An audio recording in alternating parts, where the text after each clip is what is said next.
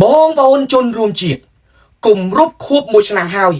នៃឃាតកម្មបាញ់សម្លាប់អាដាមលីមគីមយ៉ាននៅកណ្ដាលទីក្រុងបាងកកប្រទេសថៃថ្មីត្បិតតែតុលាការក្រុងបាងកកប្រទេសថៃបានកាត់ទោសឯកលៈផេណយដែលជាខ្មាន់កំភ្លើងដៃឆៅបាញ់សម្លាប់អាដាមលីមគីមយ៉ាននៅកណ្ដាលទីក្រុងបាងកកប្រទេសថៃឲ្យជាប់ពន្ធនាគារអស់មួយជីវិតមែនពិតប៉ុន្តែអ្នកដែលជាប់ពាក់ព័ន្ធនៃឃាតកម្មបាញ់សម្លាប់អាដាមលីមគីមយ៉ានលីរតនៈរស្មីនិងពេជ្រគីមស្រីមមិនត្រូវបានហ៊ុនសែនហ៊ុនម៉ាណែត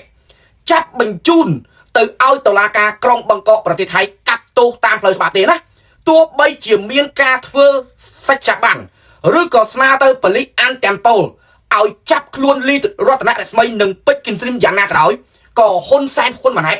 នៅតែបន្តព្យាយាមការពារលីរតនៈរស្មីនិងពេជ្រគីមស្រីមឲ្យរស់នៅក្នុងប្រទេសកម្ពុជាដើរហោះហើរយ៉ាងម៉ាសរីបែរជា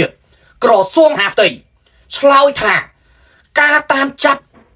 លីរតនៈរស្មីនិងពេជ្រគីមស្រីមគឺពិបាកក្នុងការចាប់ខ្លួនណាគឺរកមិនឃើញទេឃើញទេបងប្អូនជាតិ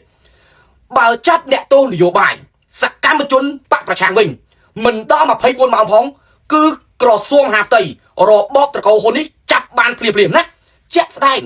ដូចជាការចាប់បញ្ជូនខ្លួនសកម្មជនបកប្រឆាំងនៅប្រទេសថៃអ្នកដែលរិះគន់ហ៊ុនសែននៅម៉ាឡេស៊ីគឺហ៊ុនសែនចាប់តែមួយផ្លែទេបានណាបងប្អូនជាតិប៉ុន្តែបើឃាតករបាញ់សម្លាប់អ្នកនយោបាយ